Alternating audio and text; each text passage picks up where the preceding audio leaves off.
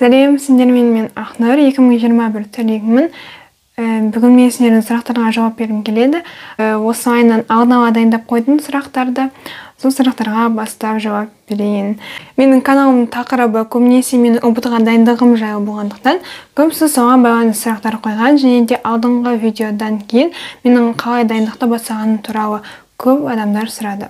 Қашаннан бастап дайындаудың? Мен алдыңғы бір видеомда, яғни математикаға дайындығым туралы видеода басып айтып берген болатынмын. 9 сыныптың аяғында бастап дайындаудым. Одан кейін 10 сыныпқа келе шамалы күшейттім. Негізінен қашаннан бастап дайындалсам болады? Мен қазір 11 сыныпқа көштім. Дайындықты бастағаным кеш емес пе деп сұрайтындар өте көп. Дайындықты бастау негізінен саған ұбт қажет болса, ешқашанда кеш емес. Сен ұбт-мен жоғары оқу орнына түскің келсе, онда дайындықты кез келген уақытта бастай аласың. Мысалы, кейбір оқушылар мектепте кәдімгідей жақсы оқыған, барлығын шынымен де жақсы біледі. Сондықтан да олар 1-2 айдың ішінде дайындалып, немесе сөйтіп 100-ден асырып балл алады. Қанша уақыт дайындалғаны маңызды емес, оның қаншалықты білетініне маңызды.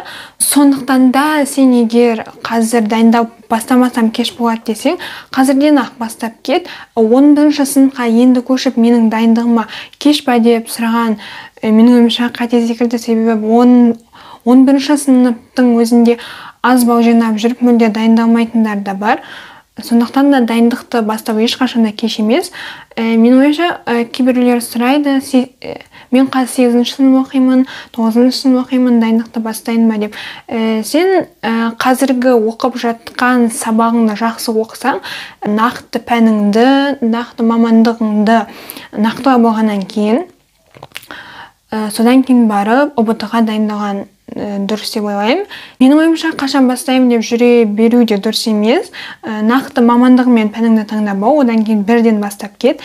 Дәл солай ерте дайындықты бастаймын десең, 9-шы, 10-шы сыныптан бастап дайындалғым келеді десең, менің өзімнің кеңесім, ең бірінші өзің дайындалып көр, ешқандай курсқа қатыспа, ешқандай кітап та сатып алма, тек қана өзің дайындалып көр. Ең бірінші менің айтарым, оқулықтарды немесе тегін видео сабақтарды алып, қарап бірден бастап кет. Содан кейін барып өзің түсіне бастайсың, саған нені оқу қажет, нені үйрену қажет, сөйтіп әрі қарай өзің жалғастырып кете аласың.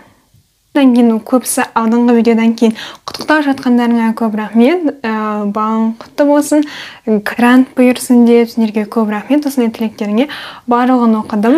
Сұрайын дегенім, ұбт-ға дайындық орталықтарына қатыстың ба, әлде жеке өзің дайындаудың ба? Мен оқу орталықтарына бармадым, яғни офлайн курстарға бармадым. Репетитор менде болған жоқ. Негізінен басында өзім дайындап бастадым.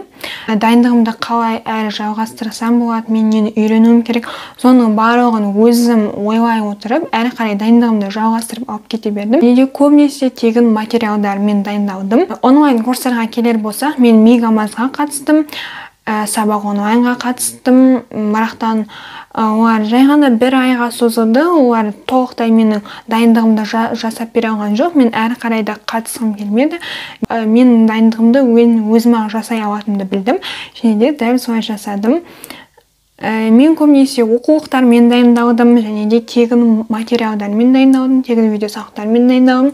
Соның арқасында бір 70% шығар дайындығымның өзім жасадым, өзім үйде отырып дайындалдым. Көбінесе мектепке барғанның өзінде мұғалімдермен дайындалмадым, өзім отырып алып дайындала берем. Бірақтан олардың да көмегі тиді. Егер шынымен де өзім білмей жатқан сұрақтарым болса, солардан сұраймын, әрине олар маған жауап беріп көмектесті. Физикаға қалай дайындау керек, шығарасыз ба дейді. Сондай видео шығарған болатын, мен қалай дайындау керектігін білмеймін. Менің дайындығым мүмкін қате шығар, білмеймін онда. Қалай дайындалғанымды шығарған болатын, қалай дайындалдым, қалай бастадым, және де қалай теориялар жаттаймын, қалай конспекті жазамын, солардың барлығы әрқайсы әр видео болып тұр. Соны қарасаңдар болады. Мына жерге плейлист шығады. Сол плейлисттің ішінде физикаға дайындығым туралы видеолар жинақталған.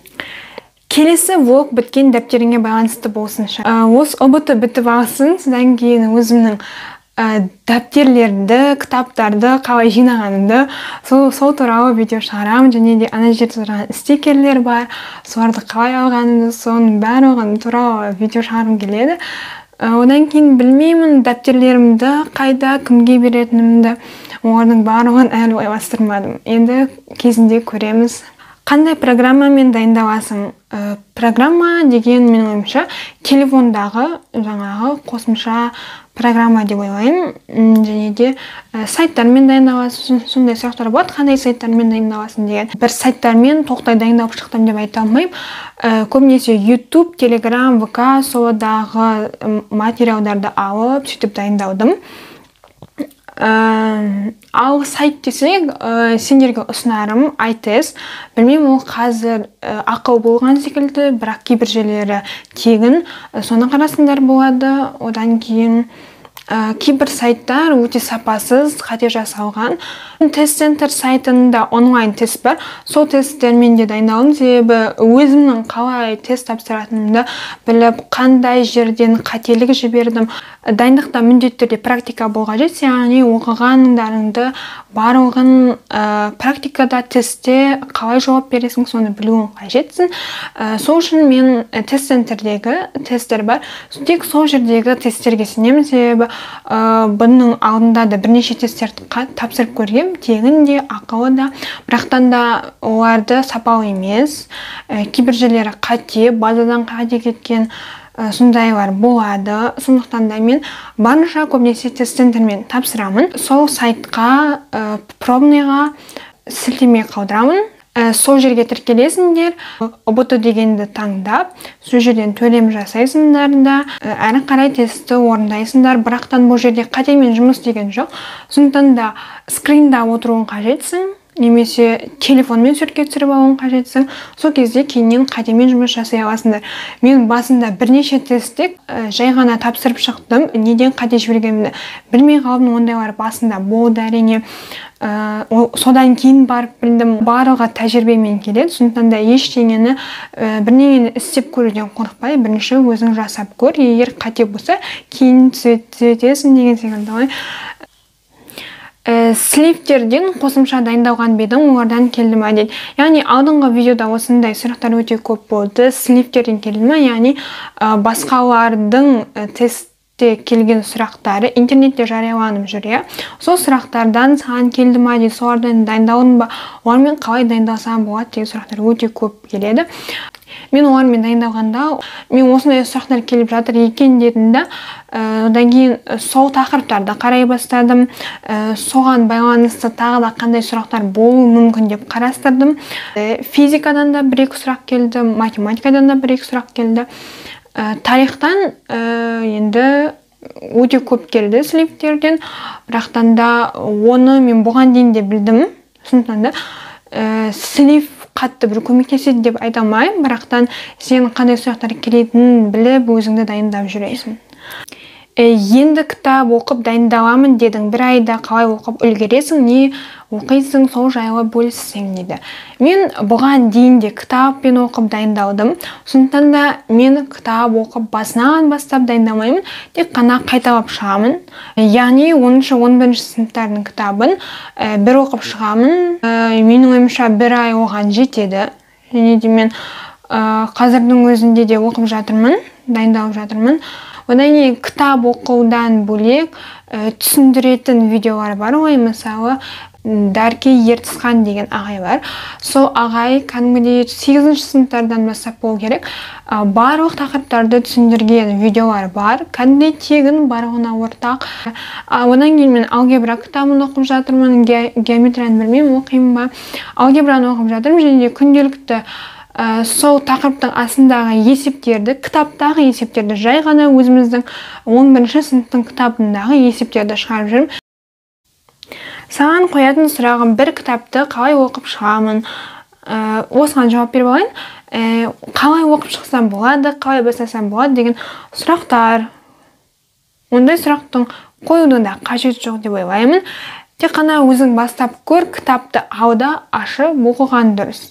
Тек қана соны жасау қажет, оның қатты бір қиындығы жоқ. Жай ғана оқып бастау керек, бастасаң оны әрі қарата жалғастырып алып кете аласың. Сыныбыңда қанша алтын белгі бар? Сыныптастарыңмен жарысып оқитын кездерің бола ма? Менің сыныбымда бір ғана алтын белгі. Мен және А сыныбы бар. Біз бұл сыныбымыз. А сыныбында тағы бір алтын белгі бар. Сыныптастармен жарысып оқитын кездер болмады. Мен өзім дайындалып жүре берем. Егер сұрағысы келетіндерін сұрайды. Көбінесе олар апаймен дайындалады, ал мен өзім дайындаламын. Мұндай жарысып оқитын болмайды бізде. 9-шы сынып гос экзамен қалай болды? Қандай кеңестер бересіз? 9-шы сыныптың экзамені 11-ші сыныптың экзамені туралы өте көп сұрайтындар бар. Менің ең бірінші экзаменім 9-шы сыныпта болды. Себебі мен оған дейін 5-ке оқып келдім. Мен ешқандай экзамен тапсырмадым.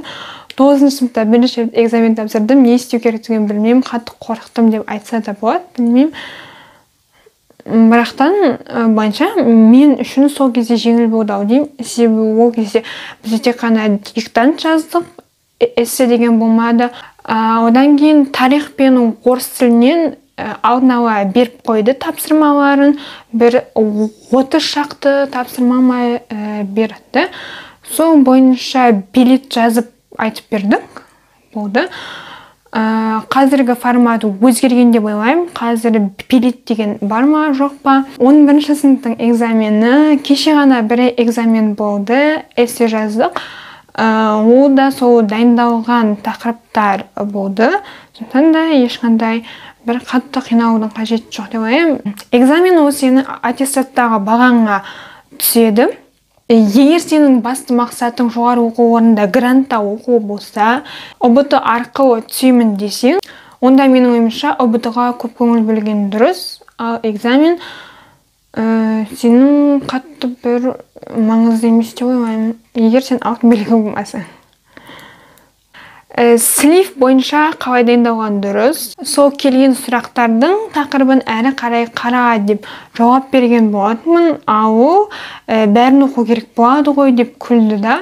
Ол саған керек нәрсе ғой, сол үшін бәрін оқу керек па деген менің ойымша жай ғана жалқаулық. Егер нақты жоғары балл алғың келсе, онда бәрін оқуға тиістесің. Прямойға шығып, study time түсіріңізші, сізге қарап сабаққа ашылады. Егер прямой түсірсеңіз, тіпті жақсы болар еді. Сізге қарап отырып, менде сабаққа дайындалып отыратын едім дейді. Прямойға шығу, білмеймін. Мен осыған дейін бір рет қана прямойға шықтым. Оның өзінде Инстаграмда прямойға шығуға қорқатын сияқтымын әзірге. Егер мүмкін болып жатса көрем, бірақтан мұндай идея маған мүлде келмепті. Жақсы. Осымен сұрақтар аяқталған секілді. Негізі көп сұрақтарға жауап бердім. Жаңағы кітаптарға дайындалғаным бойынша қалай жоспарладың кітаптарды оқуды деген мен шынымен де жоспарламадым. Мен бұған дейін кәдімгідей жоспарлап, айға жоспар құратын едім, бірақ жоқ жоспарламадым. Жай ғана бастап кеттім, себебі маған бір ай ғана қалды. Бір айдың ішінде барлығын оқып шығу керектерімді бірден бастап кеттім. Және оқып жатырмын. Мен тарихтан сыныптарды қарап жүрмін. Олардың да көмегі тиеді бойынша. Дәл сол басында келген сұрақтар қайталанып келе бермейтіні анық.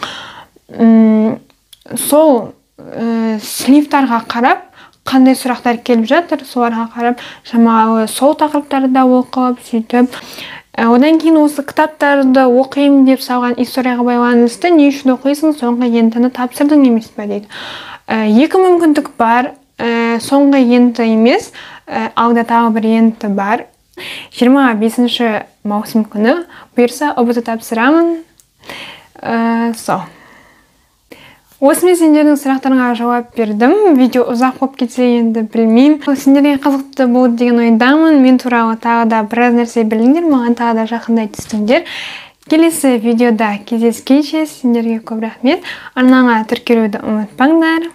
Сау бол. Менің дайындығым туралы осы плейлисттерден көре аласыңдар. Келесі видеода кездескенше. Істеп сонып қалды. Ладно, қараңғы болып тұрмын. Не айтып жатқанымды қалдым. Сөйлем қарастыра алмай жатырмын.